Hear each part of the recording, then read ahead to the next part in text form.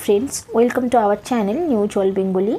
17ই নভেম্বর সোমবার বাংলাদেশের আন্তর্জাতিক অপরাধ ট্রাইব্যুনাল ফাঁসির সাজা ঘোষণা করেছে বাংলাদেশের প্রাক্তন প্রধানমন্ত্রী শেখ হাসিনার জন্য।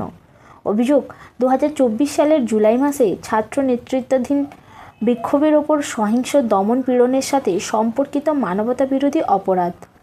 সেই সঙ্গে ফাঁসির সাজা ঘোষণা করা হয়েছে প্রাক্তন স্বরাষ্ট্রমন্ত্রী আসাদুজ্জামান খানের জন্য এবং সহযোগিতার জন্য প্রাক্তন পুলিশ কর্তা আল মামুনকে 5 বছরের কারাদণ্ড দেওয়া হয়েছে। যদিও এটাকে বিচার না বলে বিচারের নামে প্রহসনী বলা ভালো। গত বছর অর্থাৎ 2024 সালে সরকারি চাকরির কোটা সংস্কারের নামে যে প্রতিবাদ বিক্ষোভ শুরু হয় বাংলাদেশে, তা কিছুদিনের মধ্যেই দেশব্যাপী সরকার বিরোধী বিক্ষোভে পরিণত হয়েছিল এবং যার ফলস্বরূপ শেখ হাসিনাকে ক্ষমতাচ্যুত করা হয়েছিল। তারপর থেকেই শুরু হয় ইউনূসের অন্তর্বর্তীকালীন সরকার।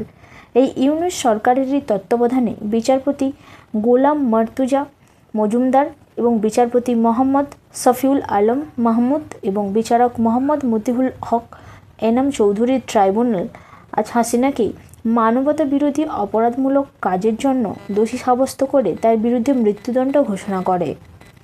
উস্কানি দেওয়া, হত্যার নির্দেশ এবং দমন পীড়ন আটকানোর ক্ষেত্রে পুলিশকে নিষ্ক্রিয় করে রাখা, মূলত এই অভিযোগগুলিতে হাসিনাকে দোষী সাব্যস্ত করে আদালত।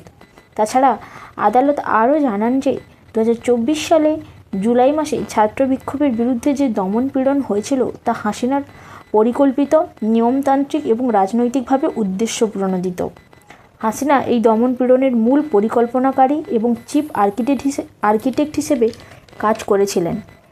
শুধু তাই নয়, বায়ু ব্যবহৃত অস্ত্র, চিকিৎসার অস্বীকৃতি এবং মানবতা বিরোধী অপরাধের সীমা অতিক্রম করে নিরস্ত্র নাগরিকদের ওপর প্রাণঘাতী বলপ্রয়োগ প্রভৃতি নানা কারণ দেখিয়ে হাসিনাকে দোষী প্রমাণ করেছে আদালত।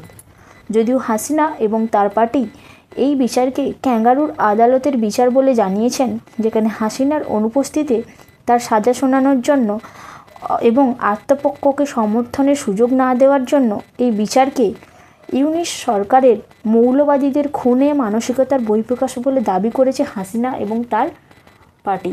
Thank you friends for visiting our channel.